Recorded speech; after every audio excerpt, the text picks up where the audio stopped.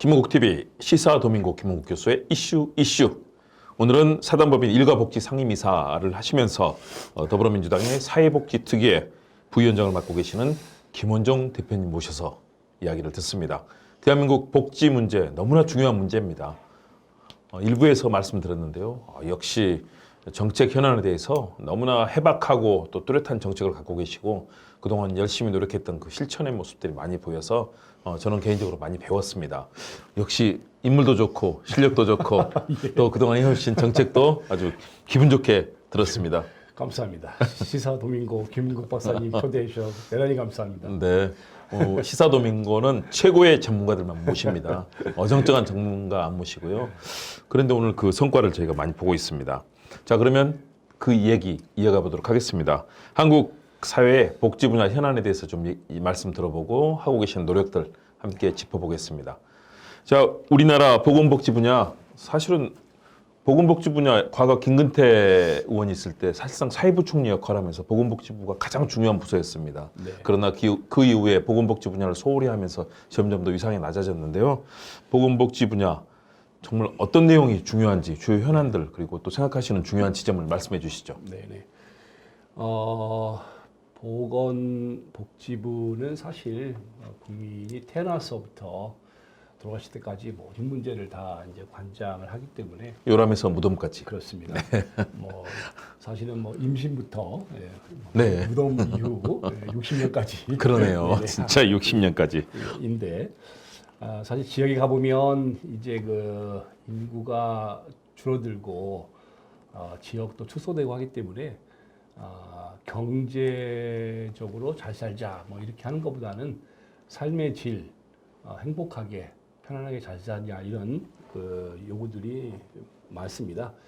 그래서 우리 사회 여러 가지 문제가 있지만 가장 중요한 것은 역시 저출산 고령화에 따른 인구 구조 변화의 문제. 이것이 가장 참 메가 트렌드 중에 하나고요. 두 번째는 수도권과 비수도권 간의 불균형 문제 이것이 큰 문제이다 생각을 합니다. 제가 이제 그 지역에 가서 활동을 하다 보니까 제 고향이 이제 전라북도 남원인데 그 춘향이 네. 향단이 이몽룡. 문화와 예술의 고장 네, 남원입니다. 바로 그것이군요. 네, 그런데 아름다운 곳에서 태어나셨네요. 옛날에는 젊어서는 서울로 보내고 사람은 서울로 보내고 뭐 말은 제주도 보낸다 이렇게 했는데 그래서 제가 그 말 따라서인지 몰라도 이제 수도권에 와서 생활을 하고 이제 은퇴를 했습니다만은 은퇴 이후에 또 다시 고향에 내려가 보니까 또 은퇴 이후 생활은 고향이 또 매우 좋습니다. 거기에서는 사람을 만나려고 일부러 약속을 하지 않아도 자연스럽게 만날 수 있고 커뮤니티 생활이 아주 즐겁습니다. 공기도 좋고 또 남쪽으로 내려가니까 수도권에서 가기가 어려운 남반구를 수시로 갈 수 있습니다. 네. 1시간 반이면 울산에서부터 부안까지를 뺑 돌아서 다 갈 수 있습니다. 그래서 제2의 생활은 이 지역에서 해도 괜찮겠다 생각을 하고요. 다만 지역에서 젊은 분들이나 여성분들이나 은퇴자들이 편안하게 생활할 수 있도록 균형적으로 삶의 인프라만 갖춰지면 얼마든지 오실 수 있다 이렇게 생각을 하고 있습니다. 그래서 인구의 구조 문제 대처하는 거, 지역의 불균형 문제 대처하는 거 이런 것들이 우리 복지 분야에서의 큰 과제가 아닌가 이렇게 생각을 합니다. 네, 그 중에서도 정말 중요한 것은 저출산 고령화, 요즘 뭐 저출생 고령화라는 표현도 얘기를 많이 하긴 하는데요. 가장 중요한 건 역시 저출산 고령화가 아닌가 싶습니다. 왜냐하면 두 사람이 결혼해서 0.7 이 정도의 아이를 낳죠. 그러면 대한민국은 얼마의 세월이 지나면 없어질 수도 있고요. 그리고 특히 고령화된 그런 어르신들의 삶의 이 복지 문제 또 중요해지고 있는데요.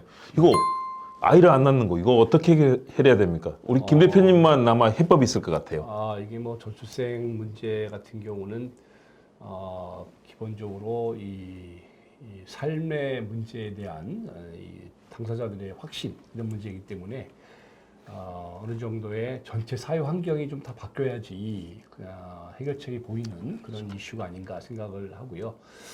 제가 그 미국이나 유럽에서 생활을 해보았는데 그분들이 미국도 한때는 상당히 저출생 문제가 있었습니다. 프랑스도 있었고 근데 한 세대가 바뀌면서 그분들이 저출생의 그 주역에 있던 엄마 아빠들이 나이가 들면서 이게 삶이라고 하는 것이 아이가 없이 본인들의 성공을 위해서만 사는 것이 과연 행복한가에 대해서 아마 사회적인 좀 분위기 변화가 있었던 것 같아요.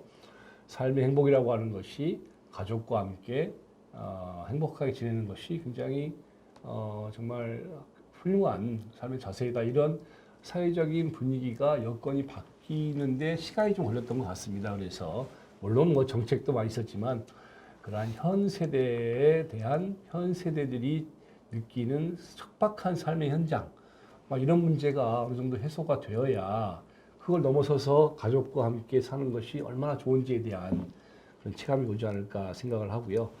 우리나라가 정책 쪽에서 보면 저출산 고령화에 뭐 돈을 얼마 썼다고 하는데 실제로 그 돈이 가족에게, 아이한테, 엄마한테 가는 건 크지 않습니다. 엄마한테 가는 것은 그 산모를 위한 카드, 뭐 그 정도이고요. 나머지는 이제 좀 취약하신 산모나 아이들을 위한 예산이지 일반 그 취약하지 않은 그런 분들에 대해서는 직접 도달된 예산이 많지가 않습니다. 저는 아직 우리 복지 사업이 복지 제도가 전반적으로 공급자 중심에서 수요자 중심으로 전환되어 갈 필요가 있다. 이렇게 생각을 하고요. 수요자들이 이제 똑똑합니다. 이제 뭐 인터넷도 발달하고 그래서 훨씬 많이 알고 수요자가 아까 보지만 자기의 니드에 맞는 그런 대책을 마련해야 된다. 이렇게 생각을 하고요. 외국에는 그런 수요자 제도로 많은 전환을 하고 있습니다. 그게 대표적인 것이 바우처 제도. 네. 제도이고 두 번째로는 책임 예산 제도.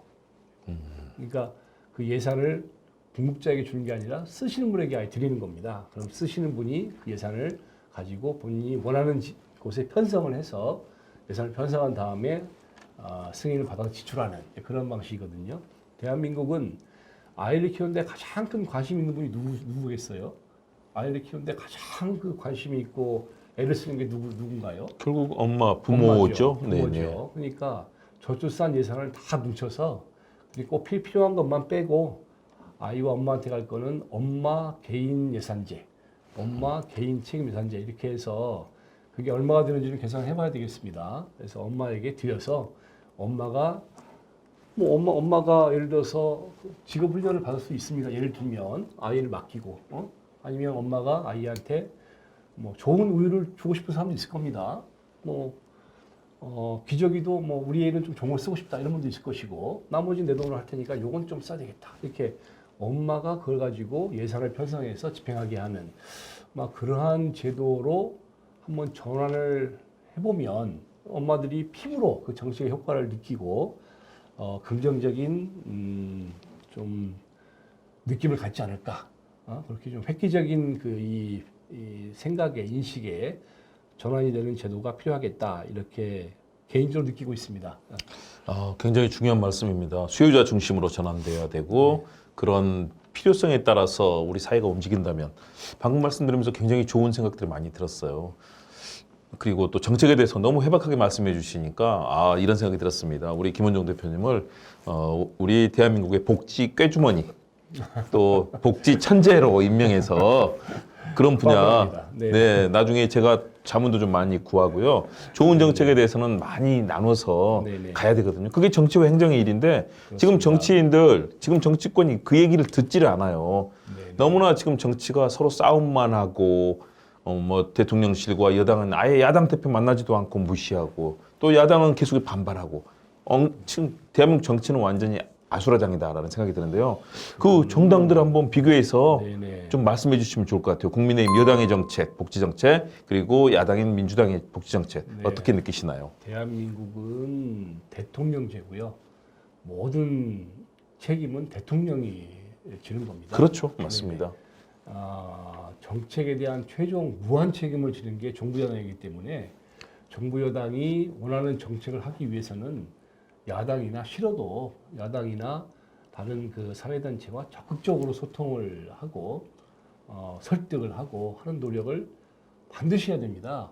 그런데 최근에는 그게 정부 여당이라는 입장보다 뭐 우리 진영, 남의 진영 뭐 이런 생각을 하고 상대방 진영에서 근거 없는 뭐 비난을 한다 이런 식으로 해서 아예 대화를 안 하려고 하는 그런 경향을 보고 있는데 그것은 책임 있는 당국의 모습이 전혀 아닙니다. 그래서는 안 되고 정치는 내 편, 네 편이 중요한 게 아니라 국민의 생활이 중요하고 우리의 미래가 중요한 겁니다. 그래서 국민을 위해서 모든 것을 다 수용을 하고 오로지 국민만 바라보고 민생을 논해야 되고요. 널리 그 인재를 등용을 해서 국민의 편익을 도모해야 된다 이렇게 생각을 합니다. 빙고. 네. 정말 좋은 말씀이세요. 네네. 네. 여당의 정책, 복지 정책에 대해서 여당의 정책을 평가하자면 뭐 그냥 단순화시켜서 얘기하면 이 여당 국민의힘은 복지 정책에 대한 관심이 상당히 좀 떨어진다 이렇게 총론적으로 꼭 이번 정부뿐이 아니라 그간의 경험을 보면 그렇게 평가를 하고 경제 성장에 조금 더 주안점을 두고 여전히 낙수 효과 이론을 믿는 그런 경향이 확실히 있습니다. 많이 있죠. 네, 과거에는 네. 아주 뚜렷했고요. 요즘은 네. 이제 선거를 해야 되니까 그래도 그런 차원에서는 이제 복지 정책에 신경을 쓰는 그 정도인데요. 그렇다고 해서 새로운 정책을 도입하거나 능동적으로 하지는 않습니다. 기존에 있던 정책의 양을 늘리거나 대상을 늘리거나 하는 그런 거죠. 뭐 기초연금제 했던 거 조금 더 뭐 아, 보강하고 보완하는. 대표적으로 기초연금제죠. 네. 박근혜 정부가 기초연금을 전 노인에게 20만 원 준다고 공약을 걸어서 대통령이 당선이 되었지만 사실 기초연금은 2007년에 노무현 정부 때 도입이 되었던 제도인 거죠. 그것을 양을 늘린 거죠. 그렇죠. 그다음에 그거가 30만 원까지 갔다가 이번 정부에서 40만 원까지 확대하겠다고 했는데 40만 원이면은 거의 그 연금과 큰 차이가 없고 이번에 중위소득이 좀 올랐지만 기초 생계급여와도 많이 차이가 나지 않습니다. 그래서 역진 문제가 바로 발생하기 때문에 그것은 또 다른 가치의 충돌의 문제가 생기는 거라서 아무리 선거도 급하지만 기존 그 정책의 원칙을 흐트러뜨리는 그런 것을 함부로 제안하면 안 된다 이렇게 생각을 하고요.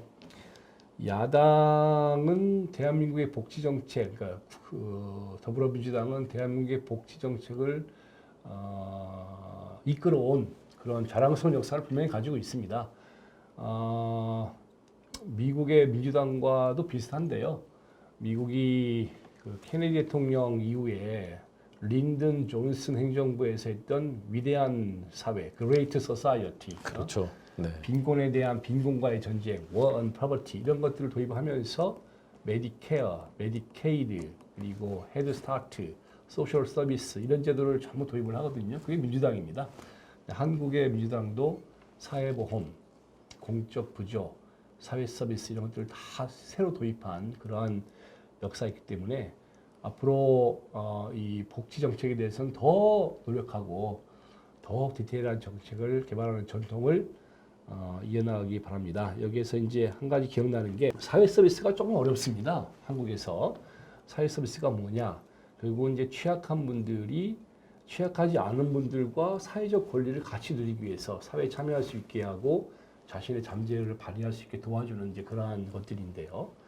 당시에 노무현 정부 때 사회 서비스의 대폭적인 확장이 이루어졌는데 그 당시에 도입됐던 제도 중에 하나가 지역사회 서비스 투자 사업이라는 게 있습니다. 그건 뭐냐면 사회 서비스는 본인이 원하는 걸 해야 되기 때문에 중앙정부가 이걸 해라 정해주는 게 아니라 지역에서 또 수요자가 필요한 것을 내줘라 뭐 이렇게 하는 건데 미국에 그게 이제 소셜 서비스 블락 그란트라고 해서 그런 제도가 있는데 한국에 그런 제도가 도입될 걸로 저도 정말 상상을 못했습니다. 그런데 이 노무현 정부 때 그 당시에 변양균 네. 정책실장님이 실장님. 사회 서비스를 대폭 확대하면서 저희가 제안을 했던 그게 이제 지역 사회 서비스 투자 사업이었는데 그거를 과감하게 수용을 해 주었고 한국에서는 그러한 프로그램이 없어요. 그러니까 뭘 해야 될지 내용이 없고 지역에서 제출을 한다 이런 프로그램이 없습니다. 한국은 모든 게 중앙에서 정해주는 건데 그래서 국회에 가서 크게 논란이 되었던 이제 그런 프로그램이었는데 최종적으로는 도입이 되었고요. 그런 것들이 사회정책의 역사를 크게 발전시킨 거고 새로운 사회 서비스 제도를 많이 도입을 했던 그런 계기가 되는 제도입니다.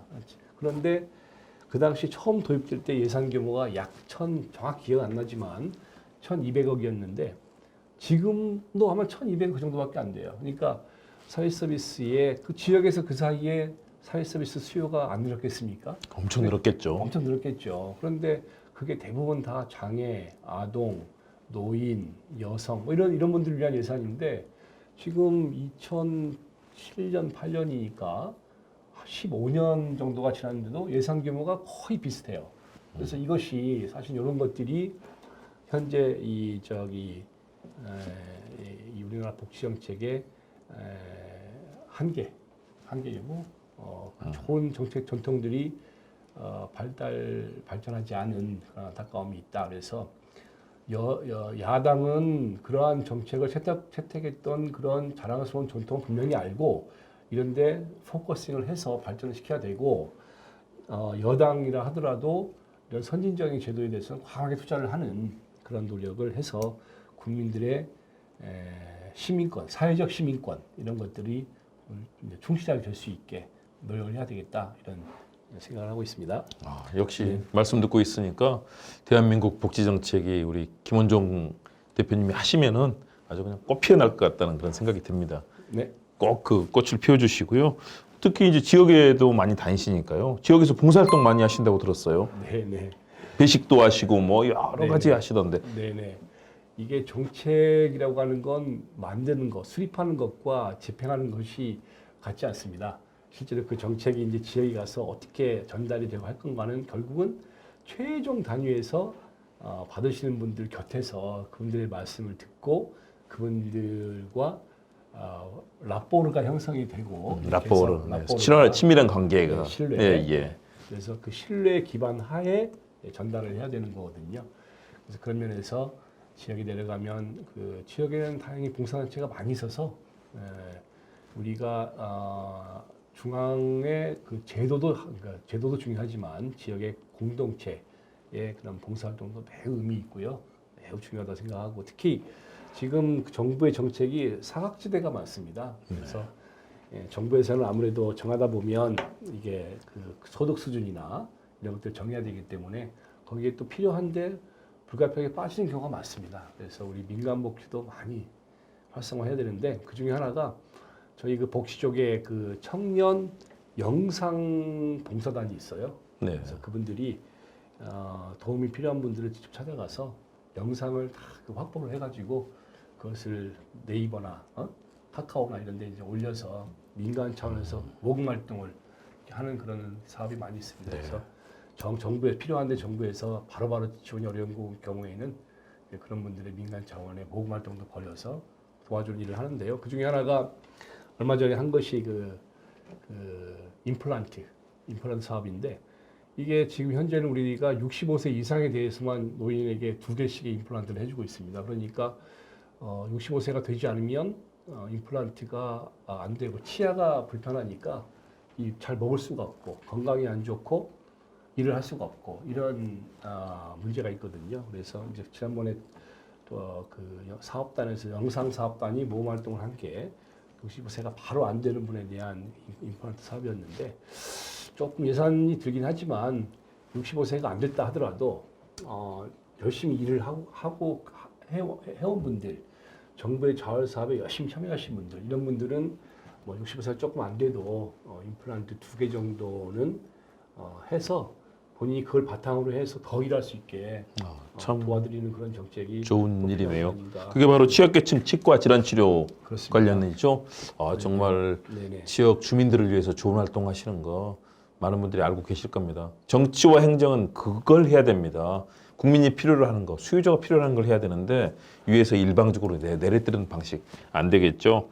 또 하나 관심이 바로 공공의대 추진이었었는데 그게 좀 잘 안 되고 있다고 들었습니다. 네. 어떤가요? 전망이라든가 또는 해법은요? 네네. 그 남원에 있던 서남의대가 폐교가 되면서 거기에 있던 의대 정원이 49명이 현재 다른 학교로 임시로 배정되어서 교육을 받고 있습니다. 그런데 이 거기에 의대를 둬라 하고 결정됐던 것은 이 지리산권이 전반적으로 의료 취약 지역입니다. 그렇죠. 그래서 거기 지역에 계신 분들은 교통사고가 나거나 심뇌혈관 질환이 생겨도 가까이 있는 그 외상센터나 이런 데가 원광대까지 가야 됩니다. 익산에 익산에. 있죠. 네. 아유, 1시간가량 이상 걸리기 때문에 아유, 엄청나죠. 사실은 이게 굉장히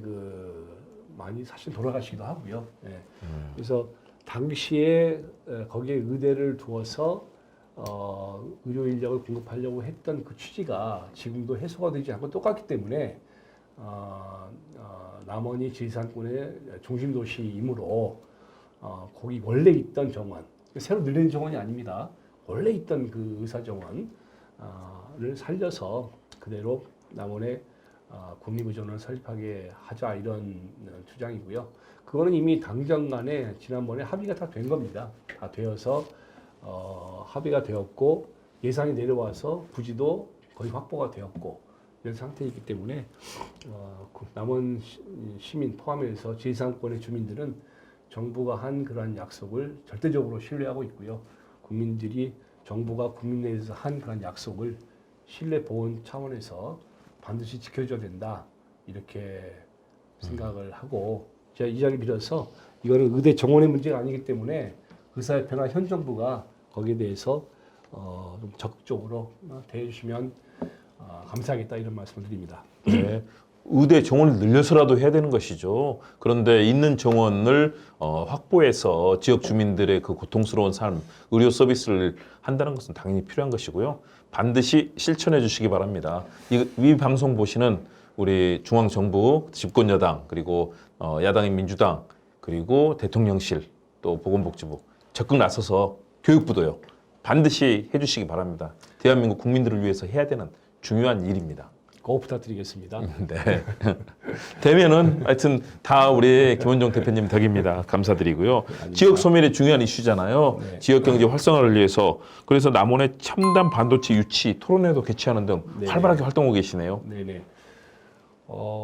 남원 다른 지역도 마찬가지지만 이게 1년에 태어나는 아이가 불과 250명 남짓밖에 안 되거든요.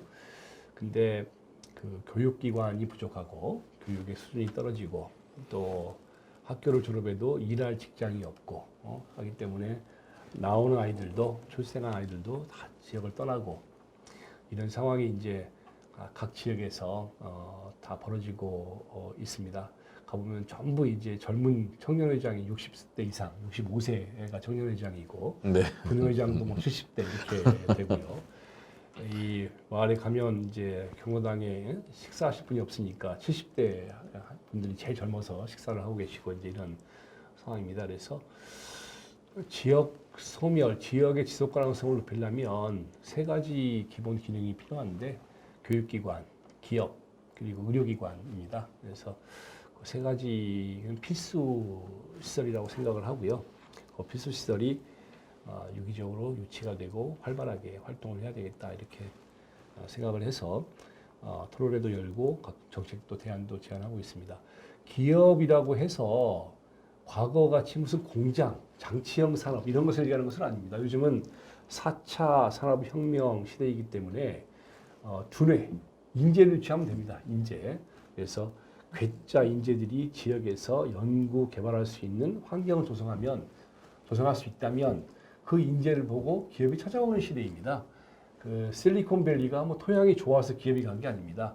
거기에 있는 좋은 학교들을 중심으로 해서 좋은 인재가 배출이 되었기 때문에 기업들이 그 인재를 보고 모인 것이 실리콘밸리입니다. 남원의 지리산밸리가 되지 말란 법이 없고 강원도의 설악산밸리가 되지 말란 법이 없습니다. 그래서 그 하려면은 여러 가지 그 방안이 필요하지만 지역에서 인재를 유치하고 인재가 할 수 있는 지원을 마음껏 할 수 있게 가장 좋은 것은 역시 그 규제 완화 이런 것이고요.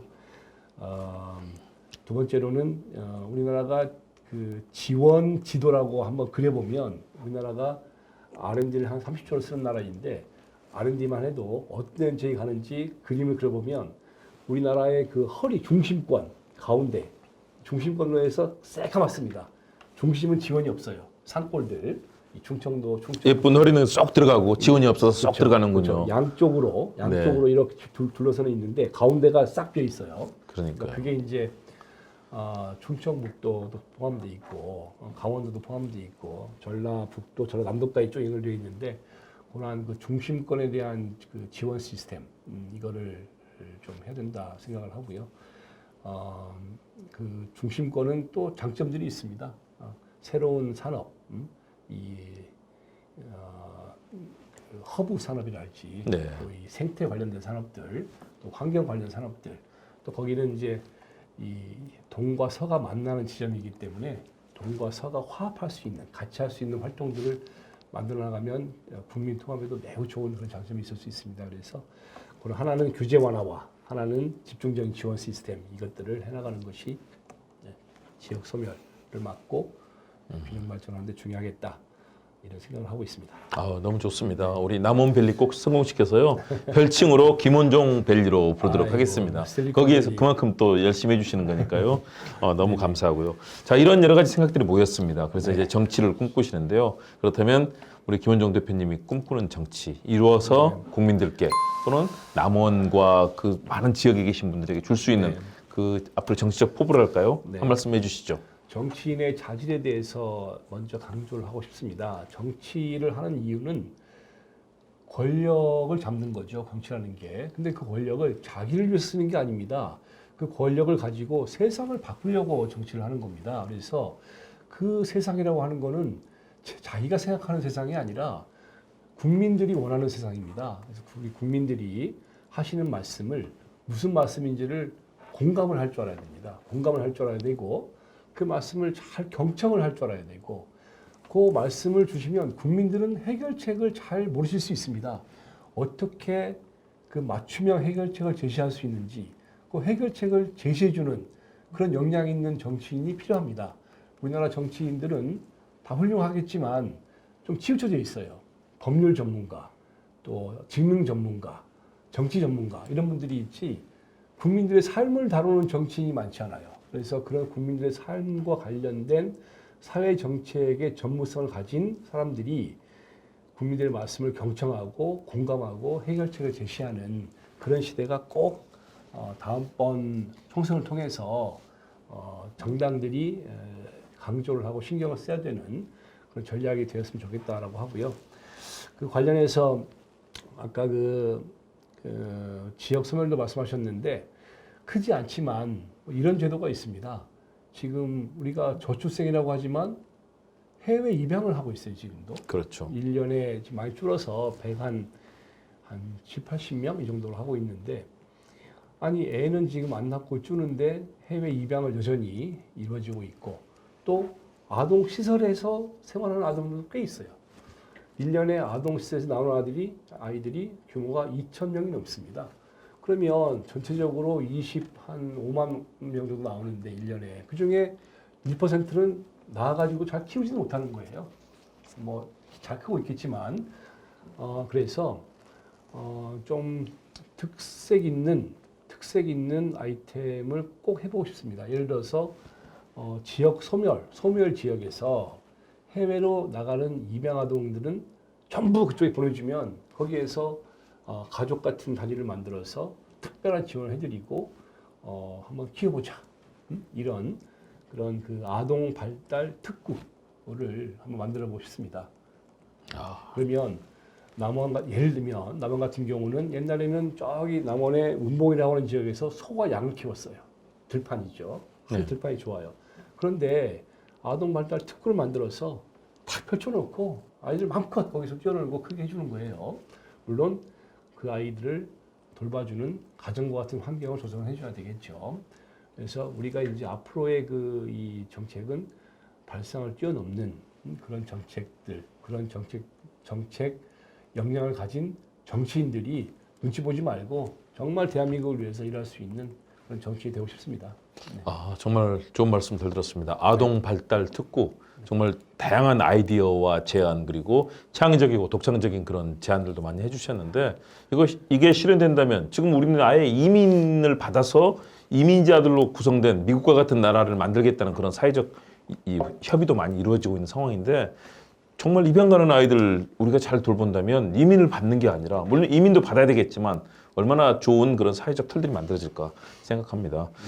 다시 한번 말씀드리고 싶네요. 우리 복지 꾀주머니, 복지 천재 우리 김원정 대표님 말씀을 잘 들었습니다. 우리 시청자 여러분들도 보고 야, 저 정도 훌륭한 인재면은 정말 꼭 지원하고 키워야 되겠다. 이런 생각이 드실 겁니다. 자, 그러면 김원정 대표님 마지막으로 우리 시청자들 그리고 국민들 그리고 많은 이 사랑하시는 분들께 메시지를 전해주신다면요. 네네. 그 방송을 시청해 주셔서 감사드립니다. 여러 차례 말씀을 드렸지만 권력을 잡아서 세상을 바꿔보자. 좋은 선한 의도를 가지고 정책적 역량을 가지고 우리 미래 세대를 위해서 노력을 해보자. 이것이 우리 정치의 테마가 되어야 된다고 저는 강력하게 주장을 하고 싶습니다. 밀어주십시오. 감사합니다. 네, 훌륭한 정책 그리고 꼼꼼하고 또 설득력 있는 대안과 해법까지 제시하는 그런 정책이 기반이 된 좋은 정치를 꿈꾸고 계십니다. 들으면서 저도 많은 걸 배웠고 또 생각했고 앞으로 더 옆에서 붙어가지고 많이 배워야 되겠다 이런 생각을 많이 했습니다. 훌륭한 그런 자세로 계시고요. 저도 보건복지부 출입기자도 하고 뭐 많이 공부했지만 오늘 또 새롭게 들었던 내용도 너무 많았습니다. 그래서 많은 가르침, 깨우침을 받았고요. 더 열심히 노력해서 우리 시사도민고 김옥 교수도 더 발전하겠습니다. 오늘 어려운 가운데 나와주신 우리 김원정 대표님, 일과 복지 사단법인의 상임이사를 맡고 계시고요. 더불어민주당의 사회복지특위 부위원장 맡고 계십니다. 그동안 살아왔던 훌륭한 복지 정책의 꿈을 꼭 펼치도록 도와주시면 감사하겠습니다. 자, 대표님 오늘 감사드리면서 같이 인사드리겠습니다. 여러분 고맙습니다. 고맙습니다.